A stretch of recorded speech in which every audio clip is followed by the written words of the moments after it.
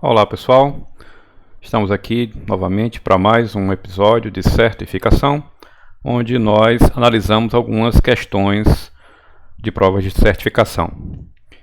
Mais uma vez nós vamos nos referir aqui à prova do HCIA da Huawei, né?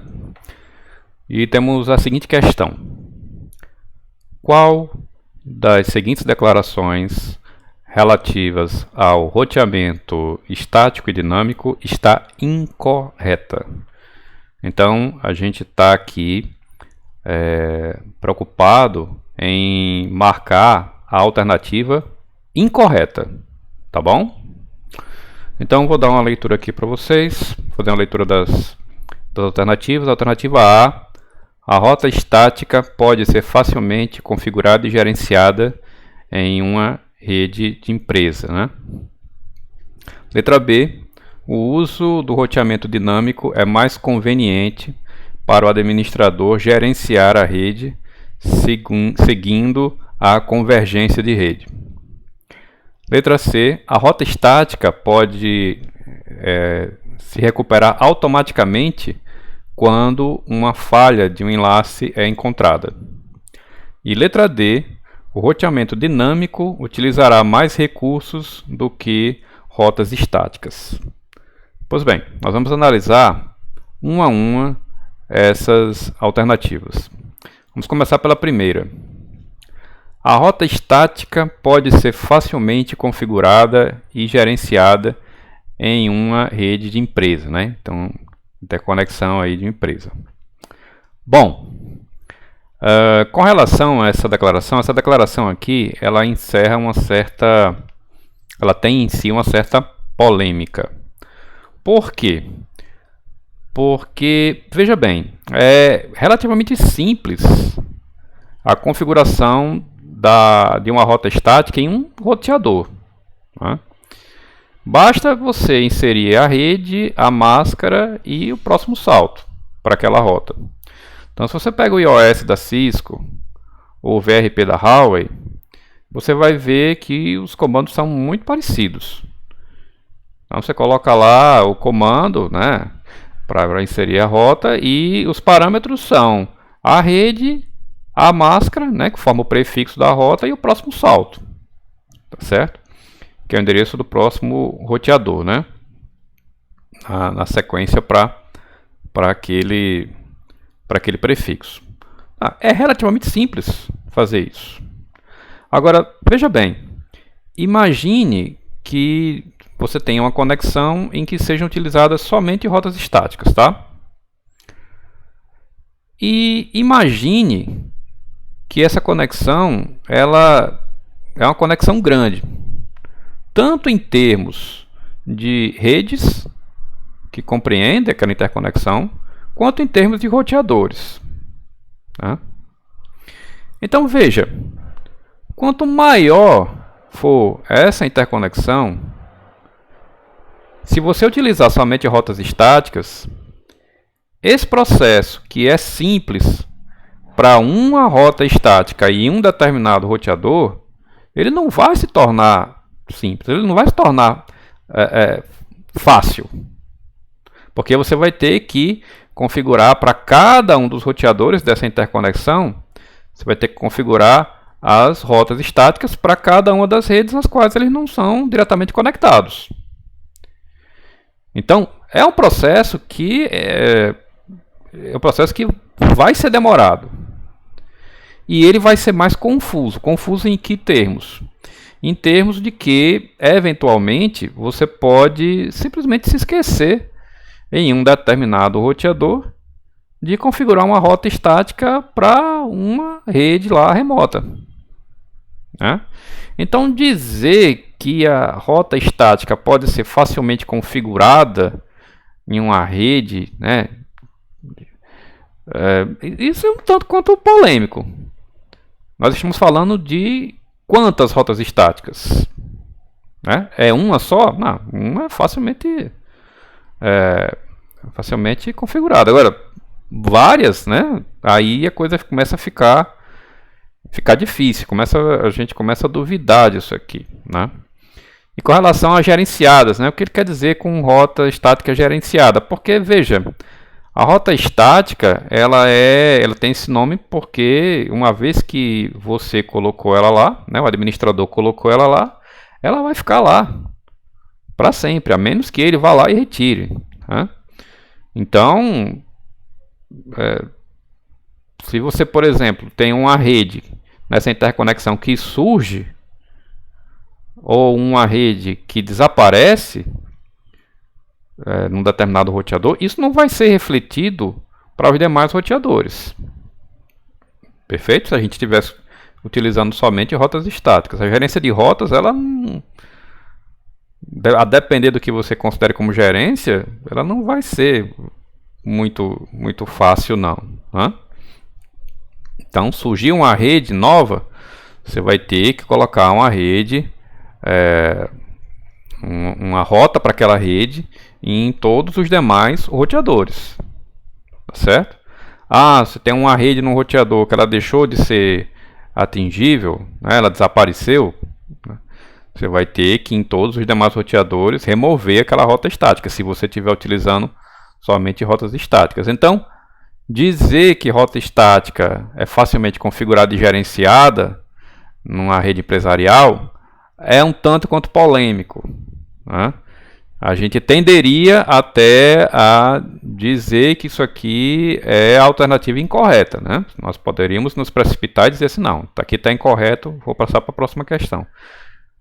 Mas convém a gente analisar as outras, tá certo? Então, a gente marca essa aqui por enquanto em talvez, tá? Pois bem, a segunda alternativa é essa. Ó. O uso do roteamento dinâmico é mais conveniente para o administrador gerenciar a rede seguindo a convergência de rede. Bom, essa alternativa aqui a gente tem certeza que a gente não vai marcar porque ela é correta, tá certo? Por quê? Porque pela própria natureza do roteamento dinâmico, você, quando configura os roteadores de interconexão para executar um protocolo de roteamento dinâmico, a convergência, isto é, todos os roteadores terem rotas, convergência a grosso modo é isso, né? Os roteadores, todos os roteadores da interconexão têm rotas para cada uma das redes da interconexão. Ela é atingida automaticamente. Isso aqui é feito através da troca de mensagens entre os roteadores. Tá? Então, diferentemente de uma rota estática, se surgirem novas redes, os roteadores eles trocarão novas mensagens e essa troca de mensagens vai fazer com que rotas para aquelas redes sejam adicionadas automaticamente naqueles roteadores. Tá? Por outro lado, caso redes venham a deixar de existir, novamente uma série de mensagens serão trocadas e o resultado dessa troca de mensagens é fazer com que nas tabelas de rotas dos roteadores, aquelas rotas que faziam alusão àquelas redes, elas sejam removidas automaticamente, tá? Sem intervenção do administrador. Então, de fato, isso é muito conveniente, né? Muito mais conveniente do que o roteamento estático. Tá? E quanto maior for a interconexão, mais perceptível será o efeito da adoção de protocolo de roteamento dinâmico. Então, essa alternativa aqui ela está corretíssima. Vamos passar para a terceira. A terceira diz o seguinte: a rota estática pode automaticamente se recuperar quando uma falha de enlace é encontrada. Bom, isso aqui está categoricamente errado, né? Essa alternativa está incorreta. Por quê? Porque, veja, a rota estática ela tem esse nome porque, uma vez que ela é inserida pelo administrador, isto é, ela é inserida manualmente, aquela rota ela fica lá e só pode ser removida pelo administrador. Né? Então, tanto a inserção quanto a remoção são feitas de maneira manual. O que isso quer dizer com relação à falha de um enlace? Quer dizer que um evento da falha de um enlace não tem nenhum efeito sobre esse tipo de rota. Tá certo? Então, a rota vai permanecer lá impávida. Inclusive, essa é a principal crítica que recai sobre as rotas estáticas. Elas permitem que um roteador ele roteie datagramas, ele passe datagramas adiante que nunca vão chegar ao seu destino, porque mais na frente esses datagramas vão ser descartados por outros roteadores. Então a rota estática ela não tem nenhuma capacidade de recuperação, né?